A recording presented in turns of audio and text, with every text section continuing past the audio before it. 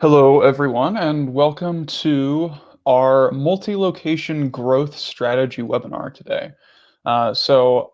Today I'm joined by the marvelous Eric Roman, and we're really excited to share with you some ways to sort of maybe rethink how you may have conventionally thought about the quote unquote right way to grow and expand a multi-location business. Um, Now, as we get started here, just want to kick things off with a couple introductions, and then I'll give you a brief overview of kind of what we'll be covering.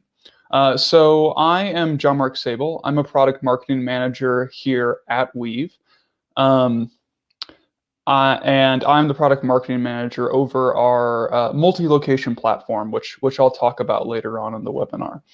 But I'm really excited to be here with Eric Roman, so Eric, for more than a decade, has enjoyed serving emerging and mid-market dental companies as an operator, founder, executive, and consultant.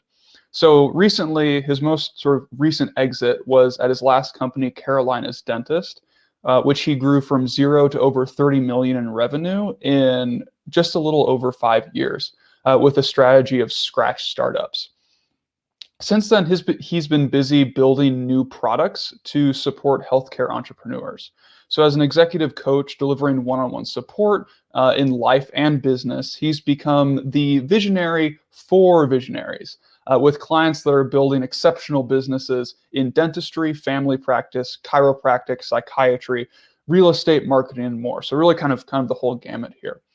Uh, and as the founder of Joyful People, which you can go visit at joyfulpeople.com, Eric and his team have developed a simple modern system to address the 90% plus of practice owners that rate their people as their greatest challenge.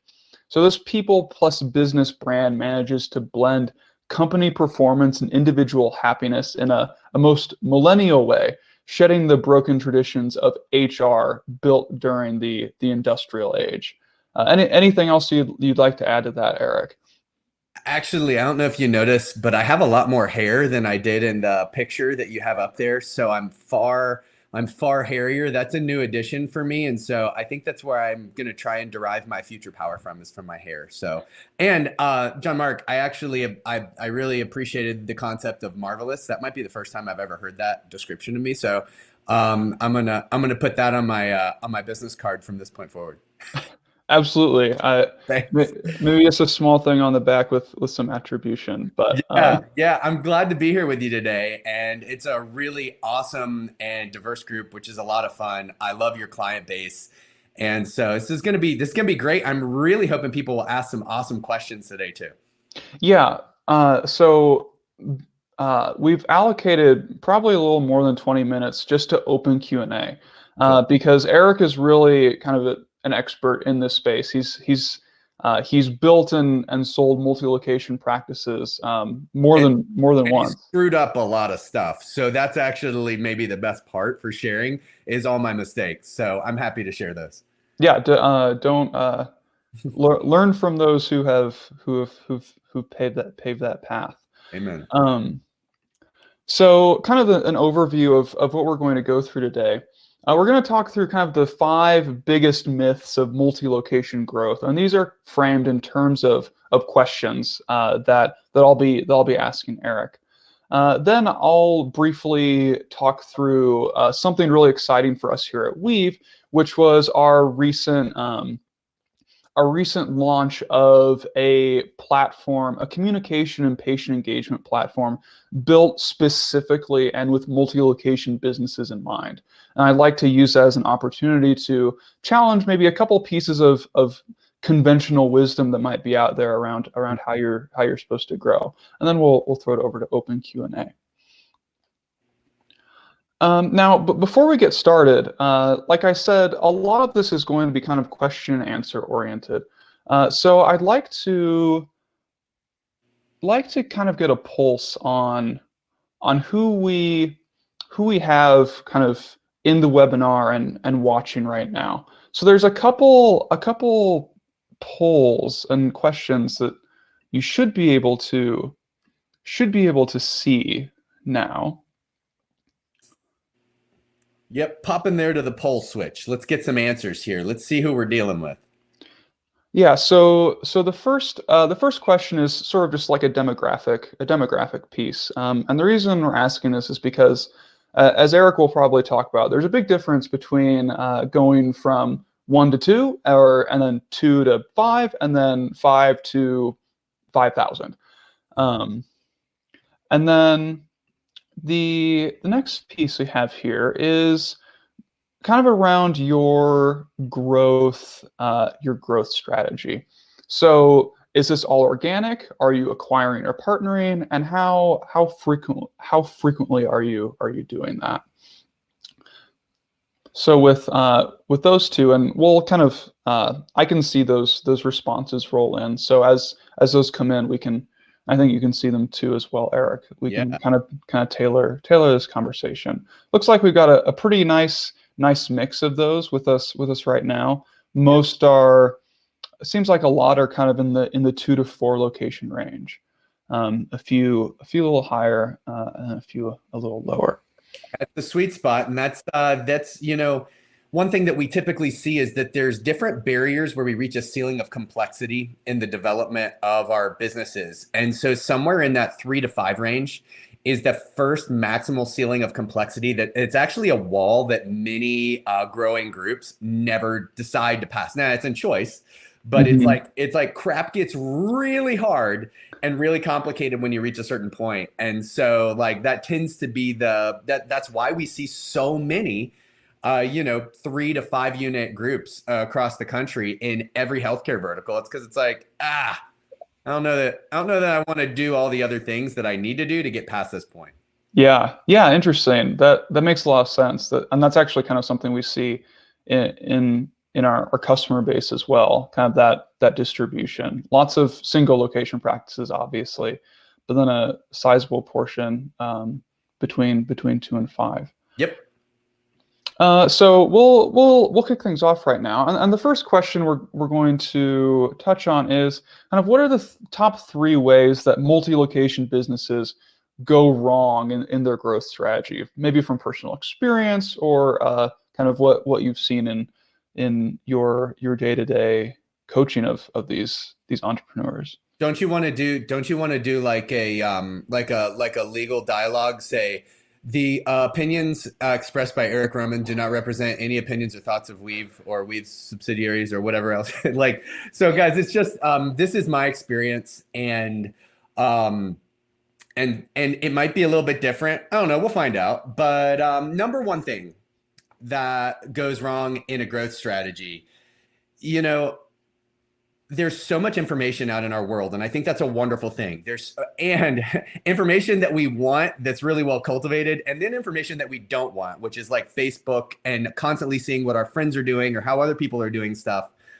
The problem is there's TMI, too much information out there. And for some reason, my number one point is that we have a tendency to do what everyone else says that we should do in our multi-location growth strategy. And what that means is that there are so many recipes. One of the things I say all the time is that between point A and point B, with point B being where you want to go to, there are an infinite number of paths, right? But people tell you should do certain things.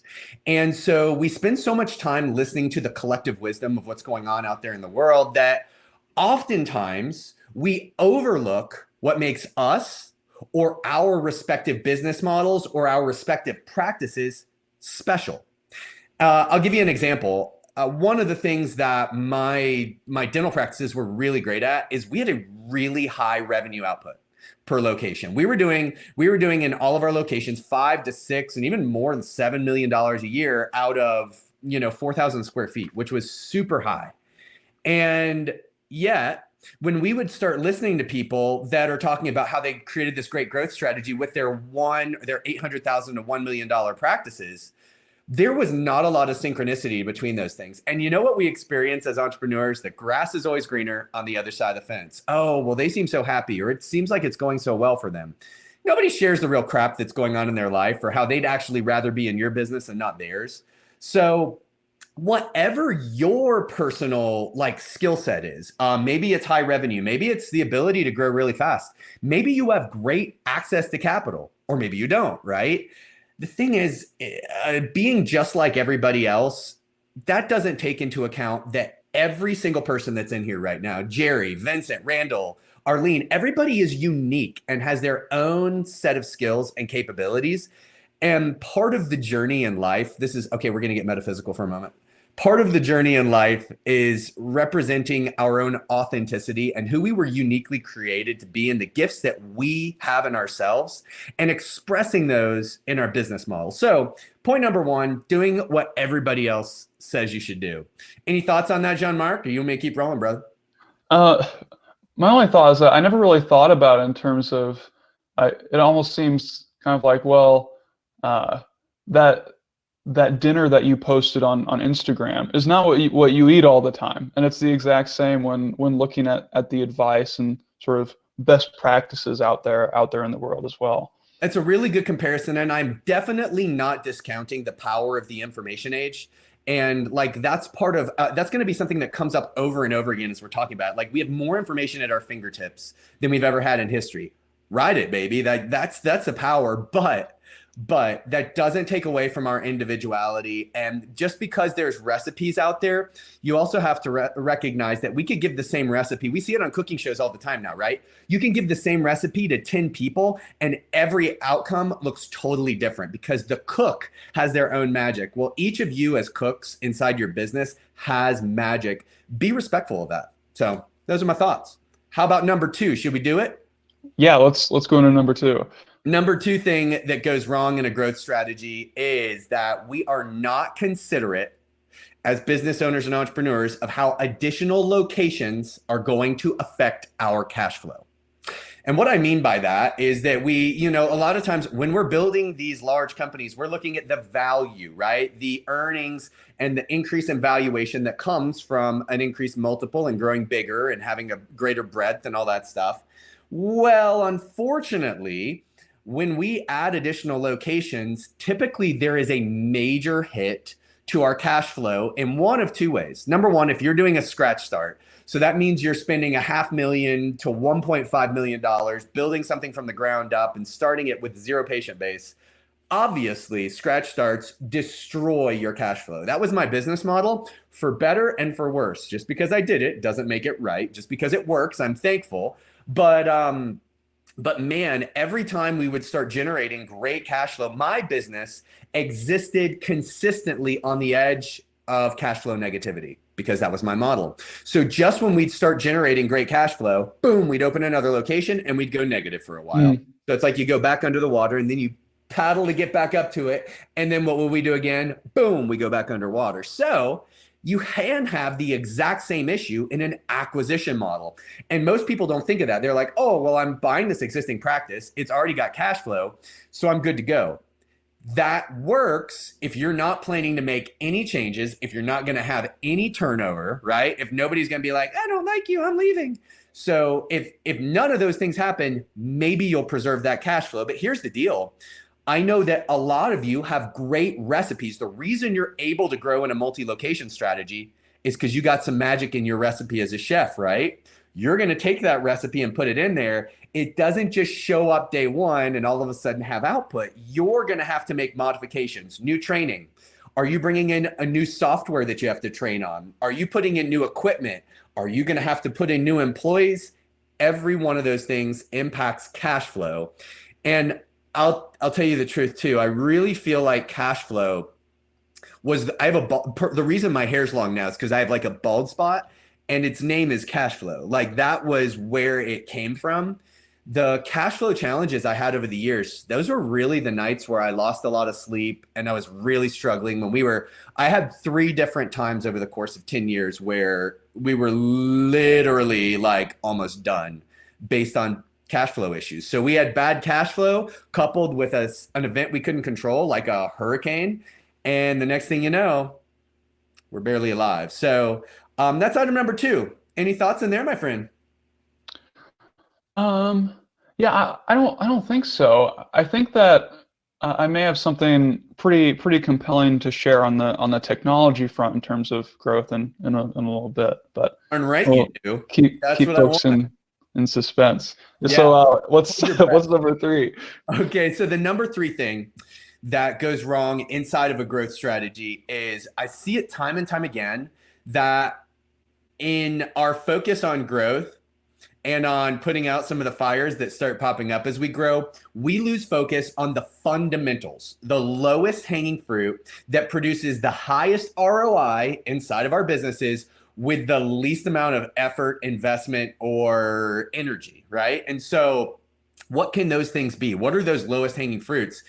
It's having simple in dentistry, and I know it's the same way in a lot of other healthcare verticals, having simple recare strategies, right? Consistent strategies for making sure your patients are coming in consistently, time and time and time again, and not missing appointments, right? Very basic things. It's great communication strategies to make sure that utilizing great verbiage and communication tools like messaging to confirm appointments or whatever else Weave can do for us, like if we don't have these great strategies, people don't show up. If people don't show up, you ain't making no revenue. So having those in place are critical. Tracking your case acceptance, and no matter what healthcare vertical you're operating in, case acceptance is a fact of life that generates revenue. And if it's not being measured, it is certainly not being managed. And so if you don't have your finger on the pulse of those things constantly, right?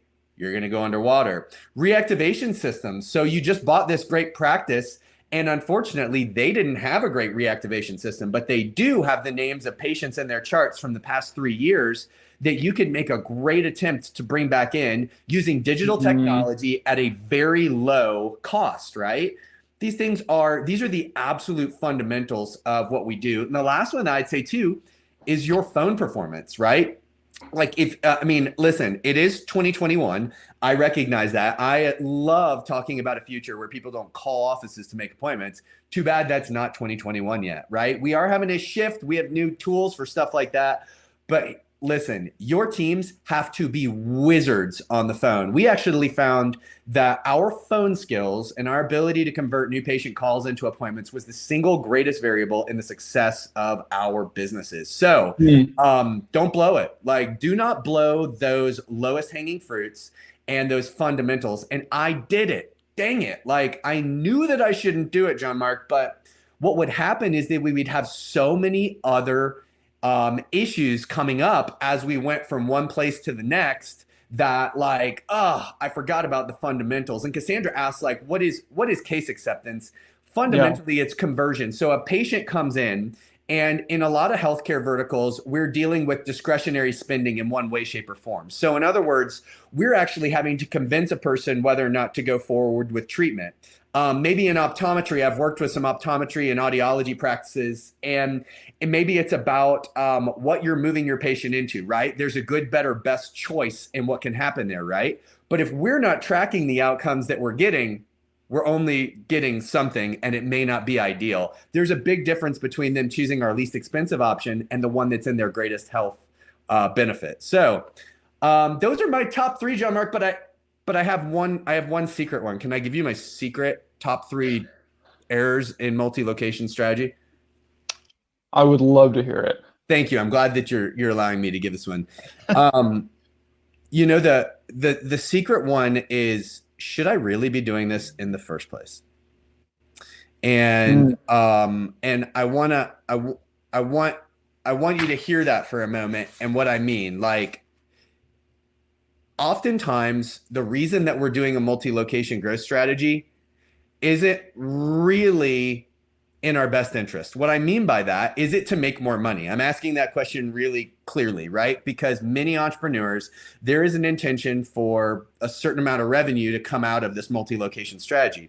But when you combine the additional variables that we're going to introduce in a multi-location strategy, what you typically see is a great solo practice when it goes to two, we're going to talk about this in a minute, becomes less profitable, right? As it goes forward. What if we simply put in a different amount of effort in a single location to maximize our profitability and our output or our quality of life, which is a reason why a lot of us are here in the first place, is to maximize quality of life. So just the challenge is that one of the most biggest errors I see is that we're doing it for the wrong reasons, and that there may have been a more effective strategy, a more efficient strategy for us to get what we wanted in our lives or in our businesses without having to go multi-location. That's my secret number one. Mm, Yeah. interesting.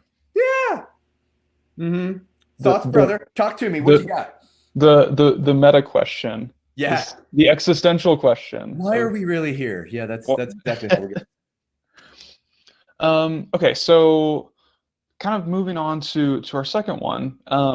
This will probably maybe provide some good examples of the things you just highlighted. But what do you wish you knew when you started out, and the pitfalls that you would have avoided, so that we can avoid falling into those same traps? I'm going to reverse engineer a couple of the things that I talked about in the first thing when we talked about the errors, and it's not, error number one was fundamentally the idea that what everybody says I should do. What I wish I'd known is that I am unique. Each of you is unique, and it's okay for your company strategy to be unique also. It's okay for certain things in your company not to look like everybody else's. Oh, everybody says I've got to have this certain EBITDA or this percentage of whatever going on. I don't care. It really is okay for you to be you and to not have to feel defensive about it, but to just honor that your business is the way your business is supposed to be. So what was the cost of this for me is I wasted too much time wishing that I was other people. And you know what else that caused me to do? Oh, I'm going to be like this guy's practice today. Ooh, no, I'm going to be like their company today. Oh, that team over there, those ladies are killing it. I want to be like that. And Shiny what that object. did to my team, like my team had whiplash. They're like, freaking pick a lane, Eric. Like, first we're going this way, then we're going that way, then we're going this. And you know what? I know you entrepreneurs. I know all of you on here. Like your teams hate it sometimes when you go away to conferences because you come back with a firecracker up your butt and 2,000 ideas that we want to like implement the next week, right? And that's really tough for our teams to be able to swallow it all and be able to turn it into action. So it's okay to be unique. That's number one. Mm-hmm. Yeah. Shall we do number two? Love it. Let's go into number two. Number two is similar to my last point in talking about errors, but fundamentals make money. And I don't know why it is. Maybe this is just my personality, but I was always so hell-bent and attracted to special things. No. I'm going to come up with this really cool, like the ultimate statistic that tells me like how my practice is performing. Like when the wind is blowing out of the east and the barometric pressure is over 81%, our revenue skyrockets. That's the target that I want to be able to, dude, like it's the fundamentals. It's the basic things. I would actually make an argument at this day and time that you don't even need any like super magical stuff or super magical skills. If you execute on those base fundamentals, like whatever those fundamentals are in your business that everybody should be good at, and you just simply focus and focus and focus and train your teams into being great at them, you're going to be freaking awesome. And I was too misfocused on a lot of that stuff for a large portion of the career, making things really, really pretty and not really effective and really efficient. So that'd be item number two. And last but not least, what I wish I had known when I started out or what I might have avoided, my investment as I invested in my company should have been focused in building the management systems. And forgive me, because management's kind of a dirty word, but the Yeah, what does that management, mean? yeah, we'll get there in a second. Management systems that make your growth sustainable. So what I mean by that, when we're one location, nobody is growing a multi-location growth strategy because they sucked at running a single location. Am I right about that? They're doing it because they were great in that single location. However, it's easy to have systems when you're dealing with 1, 3, 5, or 10 people.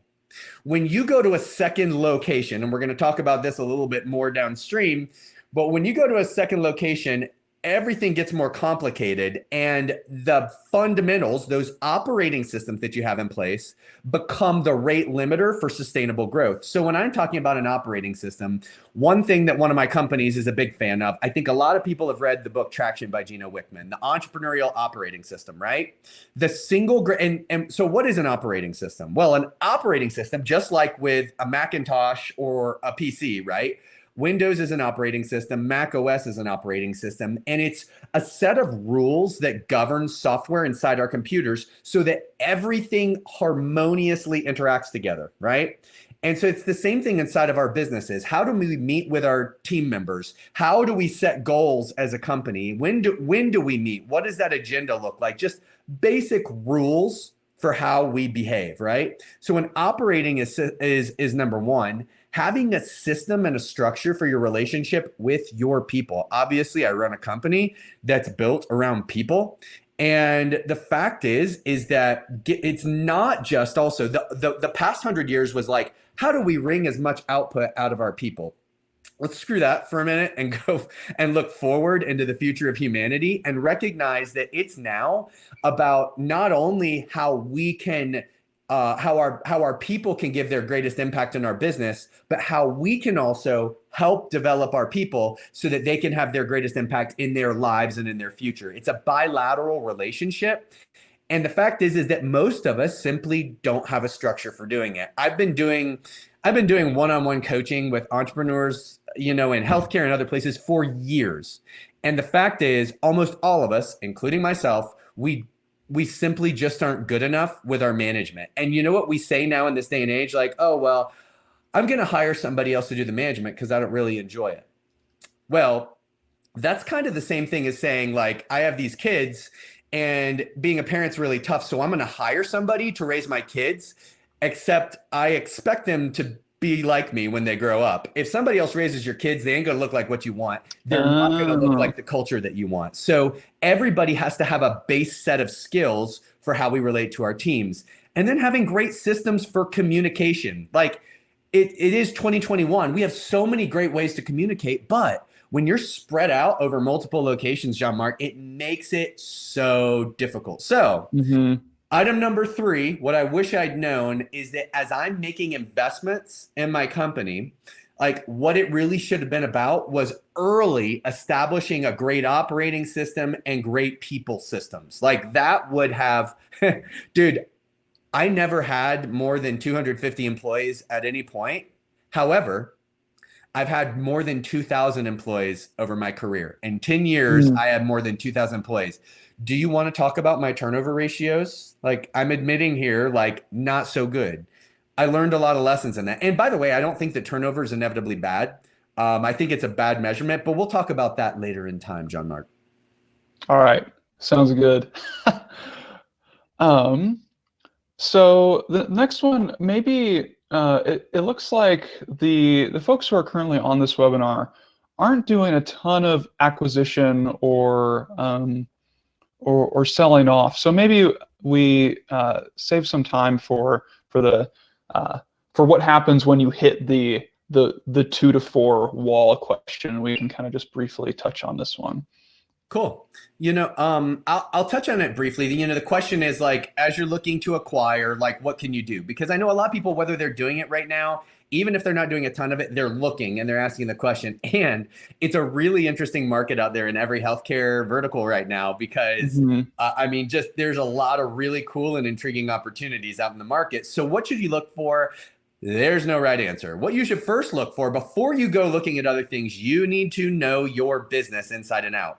What are you capable of delivering really effectively? So let me give you an example. I was exceptional at building dentists. So helping dentists to become exceptional providers, which meant that I could take someone that was young out of school and get them to a high level of performance really quickly. That's not a normal asset for a business. So I leaned against that asset, and that meant that as I was looking at acquisitions, I could look at acquisitions that may have had weak providers and knew that internally we had the ability to make them better, or we might even have the ability to put a different provider in there. Does that give a good example of it? So knowing yourself, knowing what your skills are, Every single practice that is out there has a ton of issues. Anybody that acts like their poo doesn't smell is lying, right? Under the hood, once we get under there, we're going to find a ton of stuff that's wrong. So just take into account what you're really great at. And the other thing, like, if you don't have like systems like I did to help develop providers and team members, that means you need to acquire practices, one, that already have great teams and great providers, and two, you're going to have to keep them. I want you to think about that. That's a totally different thing than finding a great team. Everybody goes in, and says, oh, there's a good team here. But how long do they last? And I've watched so many acquisitions with 50 to 100% turnovers inside of the first 3 months. Great. Ooh. Yeah. So that may actually get to the next piece, which is around. Hold on just 1 second. Just 1 second. You had a second question I didn't answer. Forgive me for that, my friend. The question was about prepping for a lucrative sale. How should people prepare themselves? And I know that's a common question when we get into it. The only things that I'll say is that, first off, people need to understand their true value. Everybody out there is like, everybody thinks they're an outlier. No offense to all of us, because in some senses we are all outliers, but everybody thinks they're going to get the highest valuation ever in the history of valuations for practices of that size. You're probably not. Let's just honor some statistics with that. And you also have to remember that brokers that are going to help you in this process, whoever's going to help you, do you think that they're going to do a better job of convincing you to be their client by suggesting a lower entity value for your company or suggesting a higher one? They're going to suggest a higher value. You need to be reasonable about what the real value of your company is. And you need to like maybe take some medicine on it and say, hey, what if we just sold for an average valuation for it and not like a record, So it's kind of hard because we're dealing with people that are typically outliers on everything they do in their life. We like to win, right? Mm-hmm.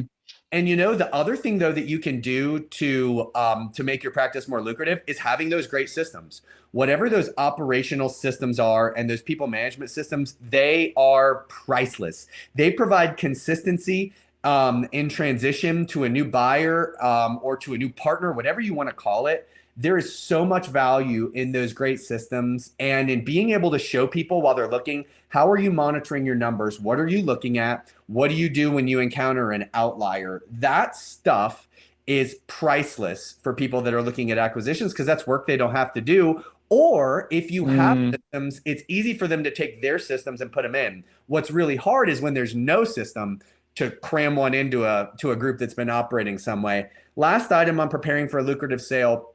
Stop acting like you're perfect. Everybody that's a seasoned buyer knows you're not perfect. And the more you act like you're perfect, the more they're going to be thinking you're lying and they're going to be looking for something. What was really valuable for us, you remember how I talked about authenticity and knowing me, is that when we were in the process of selling our company to a private equity group, I was actually able to be really clear about what we weren't good at. What I was showing them was what their upside was. I was sitting there and saying, listen, we invest heavily. We know that our profit margins are actually lower because of the sizable technology investment that we've made. Here's the reason we make it. But what's going to happen downstream is that the profitability of our company is going to increase significantly as we offset some of those initial operating costs, right? And so that was showing them a major upside that they could count against. And it also showed we knew our business. Like that's what they want to know from you. They don't want somebody to like, oh, I accidentally built a great business. They want to know that you know the weaknesses of what you're doing. That will actually increase your sale price. Boom. Honesty is the best policy. Oh man, mom had it right. Usually does. So this one is sort of framed as the difference between 1 to 2 and 2 to many, but we've got a lot of folks here in the 2 to 4 range, and you touched on that kind of being a wall for a lot of practices. So maybe we'll sort of re-engineer this one to focus more on that and how to kind of break through that wall. So listen, we have this false assumption that going from 1 to 2 doubles our amount of work and complexity. It doesn't. My rule, we're going to call this the Roman rule of practice growth. Every additional practice that you add is an exponential increase. So 1 to 2 actually is 4 times as much effort and energy and complexity. Going to 3, now we're at 8 times more complexity, effort, and energy. So there's a massive increase that occurs there. We're not just doubling our work. So that's the first thing. The second thing is, I touched on it earlier, and I really need everybody to go look in the mirror and have a really special moment with themselves and ask themselves a question like, just because I'm great and exceptional and awesome at what I'm doing in this single location as a provider does not mean that I necessarily have the skills to be great in multiple location management. That is a totally different set of skills. What I know about everybody that's on here is that you do have the capability to get it. However, you got to have the heart to want to be putting your effort and energy towards that and not necessarily being a provider or doing the stuff you've been doing in the past. What got you here won't get you there is part of my point in it. And like stretching your own skills like across multiple locations, we all know what happens there, right? Part of what made you effective was you were able to give a certain amount of time, focus, and energy to the people that were near you. Now you have this large portion of people that are not near you, that are not seeing you every day. And I got news for you. Your time doesn't multiply when all of a sudden you have 2 locations, right? Like, so be honest about that. And when I grew, man, I abdicated responsibility. In other words, nobody was responsible for a lot of the things that were happening, and we paid a major price for that, right? Like it's back to child rearing again. I like to talk about child rearing because I don't know, like it's something that's near and dear to many of us. And it's like you want to raise this kid, but you're going to hire somebody else to do it, right? Like you have to be open and honest about what you're going to get out of the growth of your practices. And you have to be super intentional. Last but not least, we're dealing with a lot of people that are actual healthcare providers, right? A lot of our customer base right now that we're talking to, they're actually chairside or whatever they want to call it, doing healthcare, right? Well, is it time to leave the chair? Because as you grow, there's going to be a new number of administrative responsibilities that have to happen. And a lot of us have a desire to leave the chair. A lot of us don't. And it doesn't matter what you choose with that. Here's the thing you need to remember. Somebody's going to have to pick up the slack at a high level for the administrative responsibilities that are coming up, right? So as you're growing, this crap just magnifies, right? And if you're not going to be the one to do it, because by the way, most of you are so good at what you do, you earn more money doing what you do with your hands or your brain than what you would earn doing administrative tasks. So let's be really honest about that, right? We have to be respectful about what our strategy is going to be. No wrong answers, John Mark, just choices. Know thyself, as the Oracle of Delphi. That's the third time. Have we been there 3 times now? I think so. Love it. All right, so the next one is more around technology, and where does that fit into kind of a multi-location practices growth cycle and journey? Well, listen, it's in my opinion, it's the answer, John Mark. Like, here's the deal. We are blessed to have access to technology and things that we have never seen in history. And if we are not harnessing that in our multi-location growth strategy, we're just missing the boat. We are spending too much effort, too much time, and too much energy to be able to get to where we're going. Also, back to the whole conversation about enhancing valuation at sale, like technology helps big time with that. So we have this stuff. You have to be leveraging it. If you want, we talk about the increase in complexity as you're growing. Technology can offset that curve of complexity. The truth is that being a practice level employee in healthcare right now, my opinion, I know it's true for at least dentistry, and it may be true in other, I know it's true in other healthcares too. It's one of the worst jobs on earth. And it is really thankless in terms of what we're doing in healthcare right now.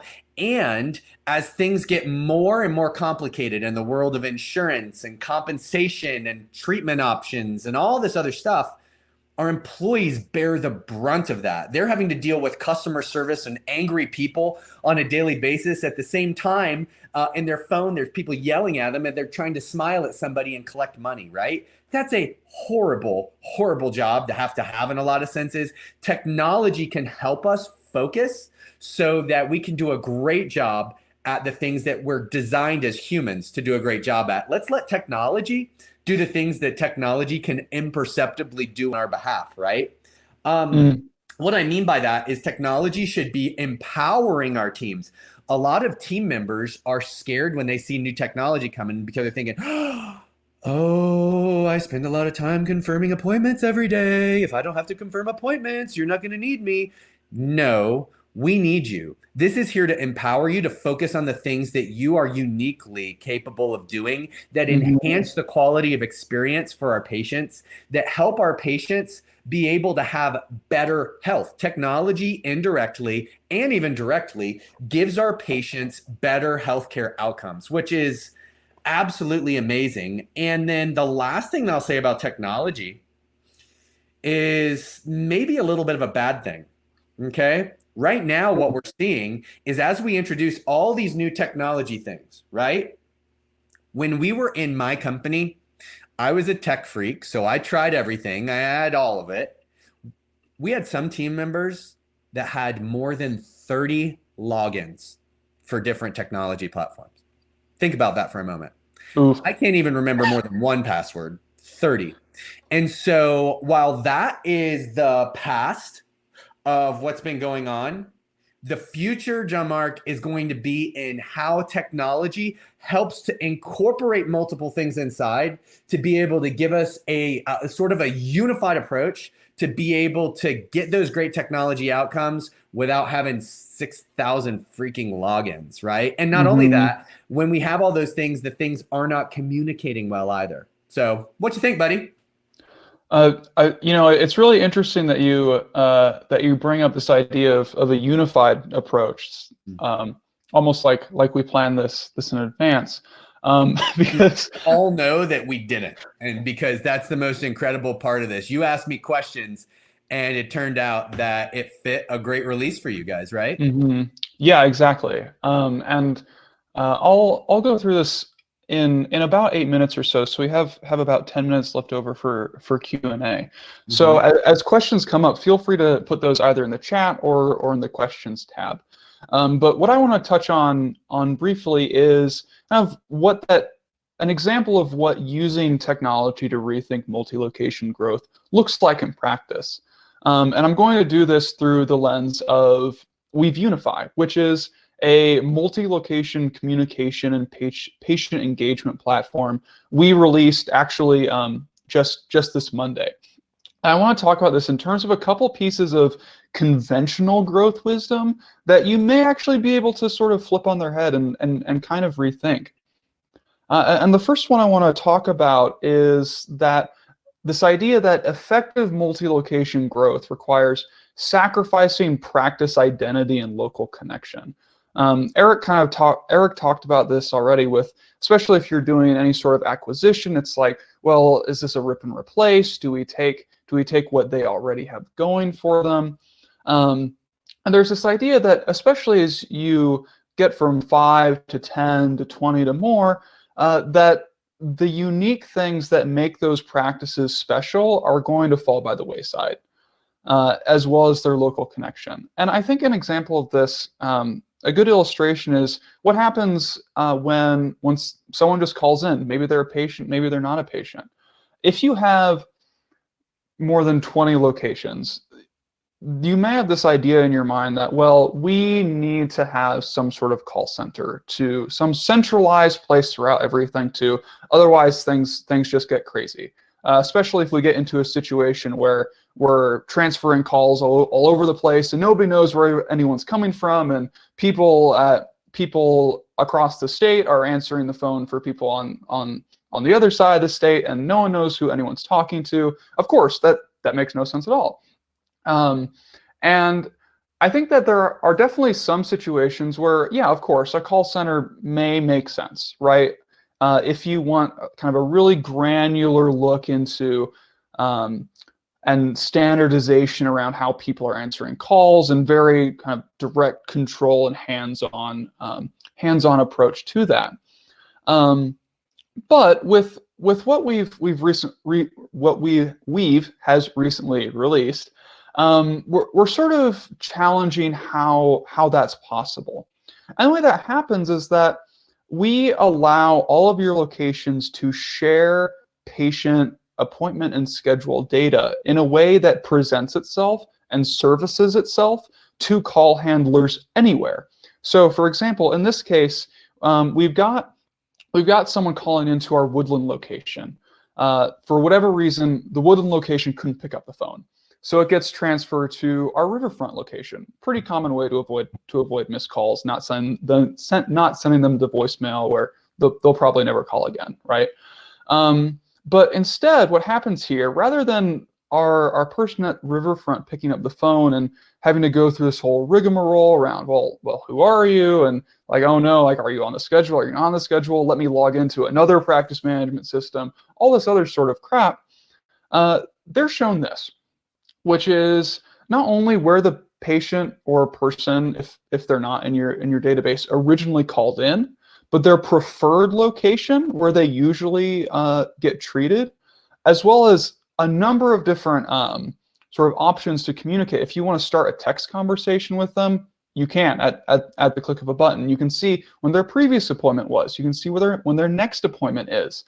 You can see their birthday and other stuff as well, including kind of overdue family members, which is also another area where we're really just surfacing revenue generating opportunities, kind of across a number of different dimensions, no matter who picks up the phone. That's kind of the takeaway here, that what you think you're getting with kind of centralizing communications in a call center can actually be, if you choose, and if this makes sense with your multi-location growth strategy, that can be decentralized in a way that makes the most sense for how you're growing your business.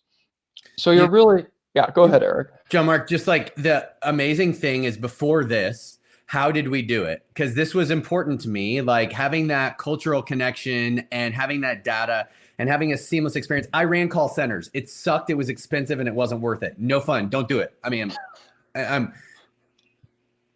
don't do it. But before this, what we had to do is we had to add microservers at a really expensive cost, multiple voiceover or multiple logins, and like virtual private networks, and all sorts of IT complexity that you guys are delivering with far more effectiveness and far more simplicity in this setup. Thank you. We're here to serve, Eric.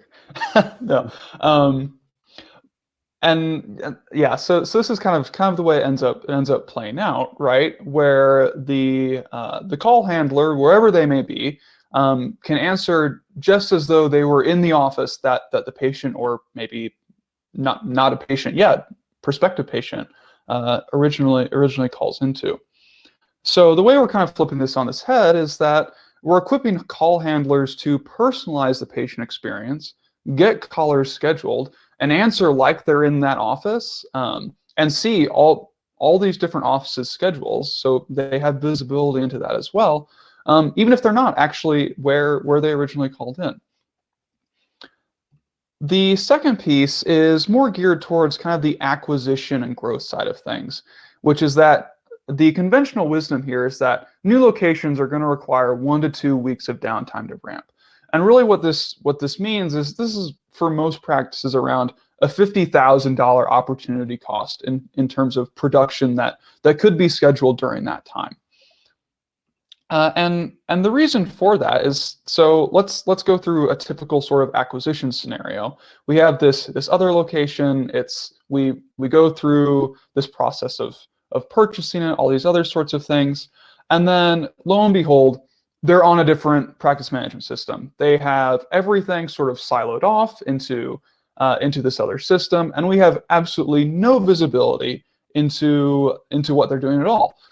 So we don't know what their schedule looks like. We can't really communicate with them very well. There's not really any sort of centralized administration over what your communication and patient engagement strategy looks like. and there's not really any coordinated automation. So if you've got automated appointment reminders or confirmation or recall or any other things like that, if you want to start cross scheduling, that's going to get very complicated and very, very confusing very quickly, often with people getting like multiple different versions of these, or duplicate reminders and these sorts of things. Now, the way to solve for that traditionally is, well, let's just bring everyone into one system. And that can make sense in certain situations, and historically that was kind of the only option available if you wanted to have your offices kind of operate as a more cohesive unit. But like I mentioned, this comes with a lot of headaches. So this is all of the sort of training and relearning that Eric talked through. This is all the downtime you have when someone somewhere else is downloading all of your patient data and then re-uploading that to the new system, and all the headaches that come with that. And it can also be more difficult to, if you want to sell that one location later on, that's a lot more difficult if they're already incorporated into your cohesive unit. Yeah. John Mark, I'll also add that something that so when we were in a scratch start focus, one of the things that we did to accelerate that growth was that we did what we called seeding, right?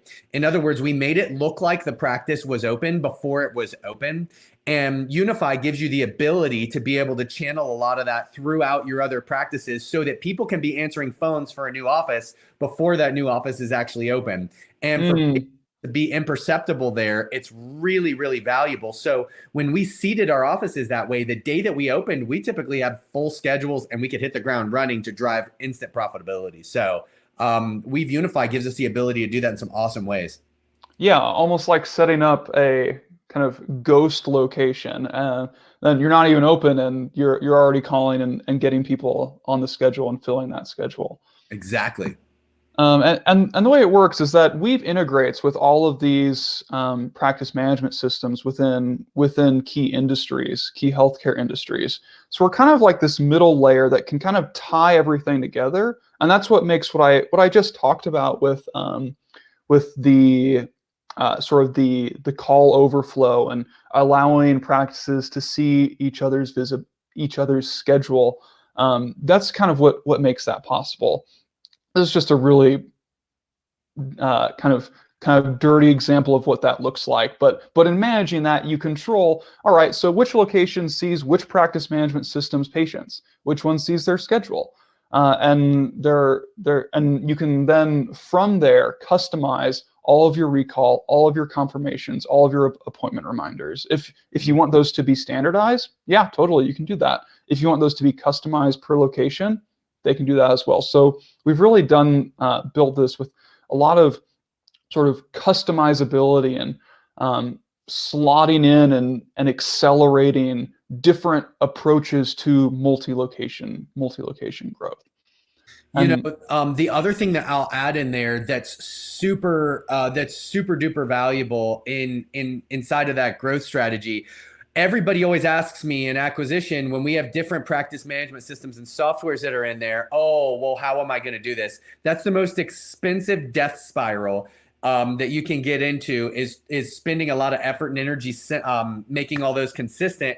Weave's giving us the ability now through Unify to not have to worry about that crap and be able to have the best of being on a single platform without spending the tens, 20s, 30s, or hundreds of thousands of dollars on training everybody and implementing a new system. Thank you, John Mark. Well, I didn't build it. This is of course our amazing development team. Sweet. But yeah, so new locations incorporated into your communication strategy and get cross scheduling in under 15 minutes. And the ROIs that come with this, I think, kind of speak for themselves. We did a survey of I think it was over 300 multi-location owner operators. And those that are frequently cross-scheduling are 63% more likely to always have a full schedule across their locations. And of course, we're avoiding this migration headache as well. But now I saw some questions come in, and I want to answer those to the best of my ability. Those that I cannot, we sort of get a record of this. So I will try to hunt down the right person to answer those, and then we'll follow up with those after the webinar. The question I can answer is, if we already have a Weave client, is this already available, or is it an enhanced feature? Yeah, so this is kind of an entirely new platform for our multi-location businesses. And what this means is that there will be a short remigration process to get them onto this platform.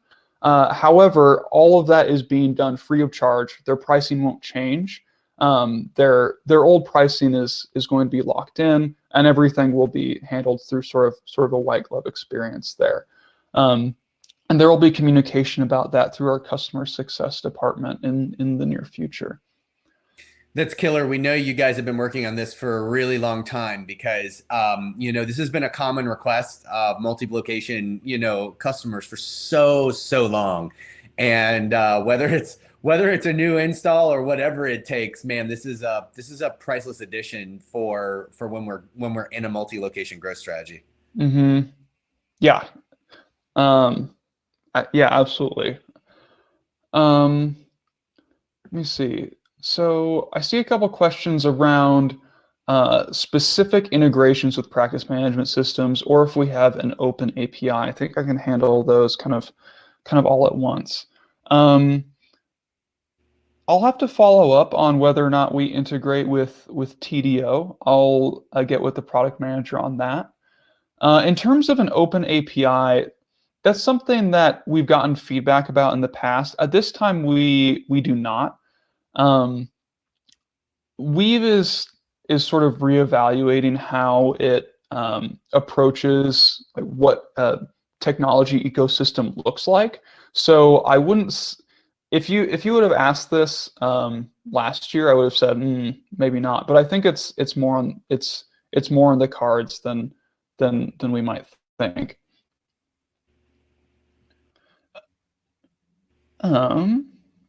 I had a couple of questions I picked up on from the chat previously. Okay.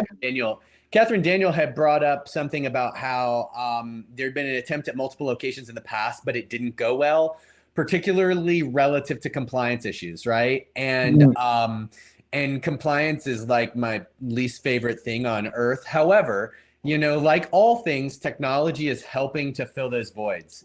And every day there are a number of different, and it depends on what type of compliance it is, right? Whether we're just talking about human resource compliance, whether we're talking about specific, medical compliance issues, whatever it could be, still we're crossing those divides and making those things easier and easier as time goes on. And so, if that's a barrier to multi-location growth, it doesn't have to be a barrier forever. And the other thing that I would add, the other way we solved compliance issues was with an operating system. And so our operating system utilizing EOS in our business was really helped us to isolate what those compliance issues were and strategically address them so that they weren't compliance issues going forward. We had to do things like building quality assurance committees and all sorts of stuff like that. And having the operating system helped us to evaluate it. So hopefully that gives Catherine Daniel the opportunity to go kick the tires on a multi-location strategy again. Awesome. Were there any other questions? Anything related to Weave, I'm able to follow up after the webinar. So love to take advantage of while we have Eric and his expertise here.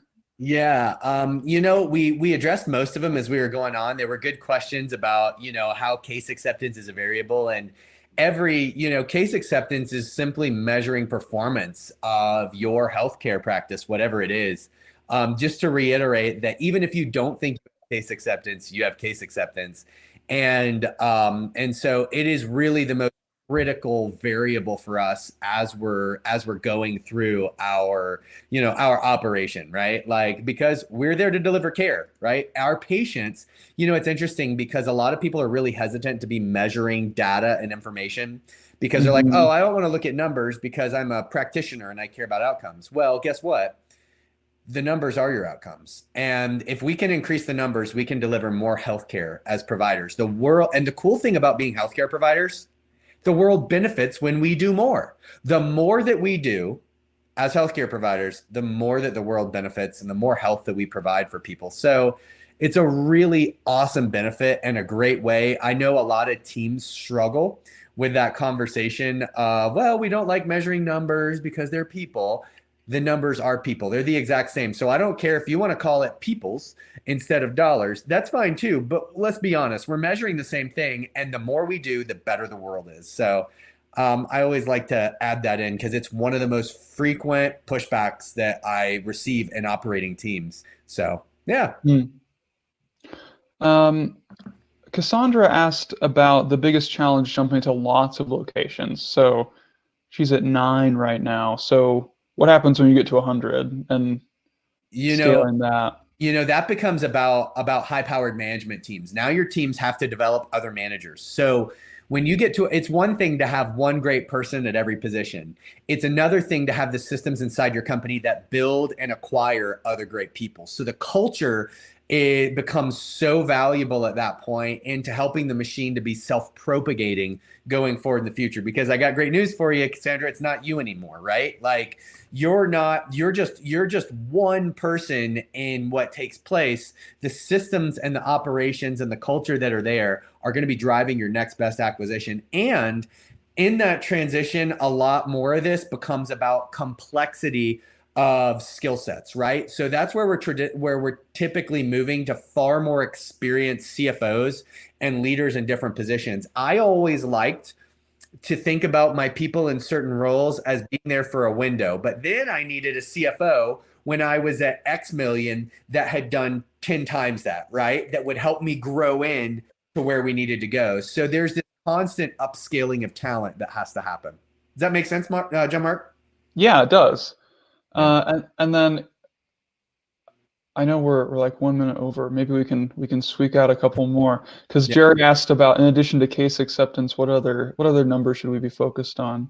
Yeah, the consistency of getting patients back into our practices was really critical. In other words, making sure that it, it sounds like an educational program for the United States, but no patients left behind is what we said, right? We needed to make sure that people didn't slip through the cracks because life inevitably wants to make it slip through the cracks. I know how my life is. I get a text message from my wife. I need you to pick up kids, right? Like, that threw my day in a tizzy and I'm probably going to cancel some appointment. Well, we need to have systems as healthcare providers. Our patients didn't not want to be there. We just need to help them get in and make sure they aren't left behind and missing out on healthcare outcomes. So that was a really big deal for us. The other thing is just looking at the efficiency of our providers, right? We need, as healthcare providers, we want to be great at what we do. We want to be great at what we do. And however, if we don't have a plan for continually getting better, we will have this tendency to stagnate, right? And so being intentional and watching that so that we can see the continued growth of team members and the way that they're able to provide great healthcare outcomes, that's freaking priceless. That's the magic, John Mark. Love it. Okay, so I think we just have time for one more question, which is what teams are going for multi-location growth strategy? What teams are essential to be established for success? For a multi-location growth strategy, what teams are essential? When you get to multi-location, this is, what? Everybody lives and dies on what we'll call middle management. The concept of middle management, and honestly, it depends on your structure because some people, I overstructured my businesses early, which means I built an executive team of having fundamental focuses in certain verticals. Like I had a marketing person, I had an HR person, I had we called it people because that's more millennial. We had a finance. We had the different departments that were all segregated. I might have done that earlier. Some people choose to simply let those operations happen at the location level by having multidisciplinary managers and maybe outsource skill sets with accountants and other things. So honestly, point one is it depends on what you want to do. But at the core of it, this concept of middle management, which is we're having to connect holistically together and have everybody on the same page about what's going on in all these different locations. That's middle management. And that is really, as you see growing groups, that's where the rubber meets the road. That's that ceiling of complexity on additional growth and things along those lines. Is it's always middle management, which, you know, we can overcome that. But in an ideal world, that's actually one of the things that I'm passionate about, John Mark, is working on improving middle management inside of these scaling healthcare companies. Because every single day I see it being a challenge. So if you have great middle management, you're going to just keep growing and growing and growing. Yeah, it's kind of like the overlooked piece, but it's really the glue for the whole thing. It is. Nobody wants to be middle management necessarily. It's not the most glamorous thing in the world, but baby, it makes things work. So that's what we like. Awesome. Yeah. Well, I think that's all the time we have. Thank you everyone for joining us today, and thank you so much, Eric, for taking the time to share your wisdom and expertise. Thank you. And John Mark, I'm just grateful for everybody at the Weave team for all the time and the years of work that they put into building something that's addressing really specifically the communication and multi-location hurdles that we have been encountering for years. So share those kudos with your team, and thank you for letting me share. Oh yeah, absolutely. Thanks, Eric. All right. Bye-bye, guys. Bye.